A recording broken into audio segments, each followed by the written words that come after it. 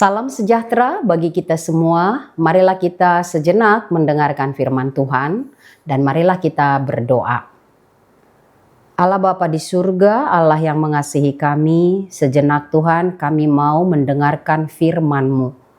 Tuntunlah kami dengan kuasa Roh Kudus-Mu.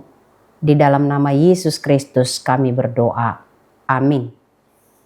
Firman Tuhan bagi kita hari ini.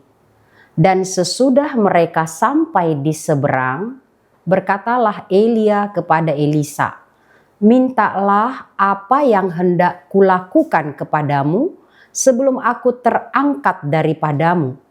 Jawab Elisa, "Biarlah kiranya aku mendapat 2 bagian dari rohmu." 2 Raja-Raja 2 ayat 9. Permintaan serius. Elia artinya Allahku Tuhan. Elia menentang keras penyembahan berhala yang dilakukan oleh penguasa, yakni Raja Ahab, ketika mengikuti pengaruh besar istrinya Izebel. Rakyat kemudian menyimpang dan mendua hati mengikuti Raja Ahaz. Elia mengingatkan raja karena dosanya menyembah Baal. Maka Tuhan memberikan mereka hukuman. Tidak ada embun atau hujan sampai kemudian Tuhan memberikannya. Elia sendiri diancam dan turut merasakan kekeringan dan kelaparan. Namun Tuhan menjaganya. Di bawah pengaruh Izebel, Raja Ahab tidak berdaya. Izebel berkuasa atasnya dan rakyat. Sehingga mereka menyimpang dari Tuhan. Elia memberanikan diri bertarung dan memberi peringatan kepada mereka siapa yang harus mereka sujud sembah, kepada siapa mereka harus taat. Lalu di Gunung Karmel, Elia berhadapan seorang diri melawan 450 orang Nabi Baal di hadapan Israel. Pertarungan dengan jawaban api. Mempersembahkan korban di atas kayu tanpa api dan memanggil nama Baal dan juga memanggil nama Allah. Mereka memanggil nama Baal sampai petang untuk menurunkan api, membakar korban persembahan, sama sekali tidak ada api. Dan Elia yang sudah mempersiapkan korban di atas kayu api bahkan disirami dengan air mengelilingi mezbah. Lalu Elia memanggil nama Allah dan api Tuhan turun melahap korban bakaran dan kayu habis. Lalu rakyat sujud sembah kepada Tuhan. Dialah Allah yang harus disembah. Elia berjumpa dengan Elisa ketika Elisa membajak bekerja. Elia melemparkan jubahnya kepada Elisa. Tanda ajakan untuk ikut melayani Tuhan. Elisa pun mengikuti Elia dan melayaninya. Jadilah Elisa murid dari Elia. Jadilah Elia guru dari Elisa. Ketika tiba waktunya, Elia akan pergi dan tidak bersama lagi dengan Elisa. Sampai 3 kali Elia meminta Elisa untuk meninggalkannya seorang diri dalam perjalanannya.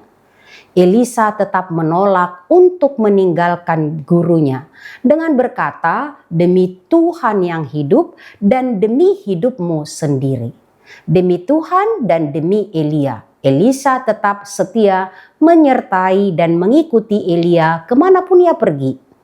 Elisa tahu gurunya akan pergi dan ia sungguh ingin melihatnya sendiri dengan tetap berada di sisi gurunya.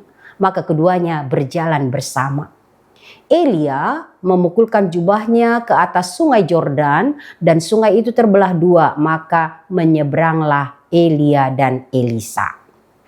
Tepat sesudah tiba di seberang, Elia berkata kepada Elisa, "Mintalah apa yang kulakukan untukmu sebelum aku diangkat, sebelum aku pergi dari hadapanmu." Elisa meminta untuk mewarisi 2 bagian dari kuasa kenabiannya. Permintaan serius dan sesuatu yang sulit menurut Elia. Namun ia memberi petunjuk kepada Elisa. melihat bahwa dirinya diambil darinya, maka jadilah permintaannya. Elisa melihatnya. Permintaan Elisa, kuasa kenabiannya 2 kali dari Elia, dan itu terjadi kepadanya karena Tuhan memberikannya. Meminta yang benar tidak selalu mudah, tetapi akan menjadi tepat di mana kesetiaan, ketekunan, dan ketaatan pada Tuhan menjadi pola hidup yang kita jalani. Tuhan memberi tepat sesuai dengan kebutuhan, integritas hidup, kerja, dan pelayanan kita. Seperti Elisa, mintalah dengan benar dan permintaan serius kepada Tuhan. Tuhan akan memberikan apa yang sungguh kita perlukan dalam tugas pekerjaan pelayanan kita. Amin. Kita berdoa.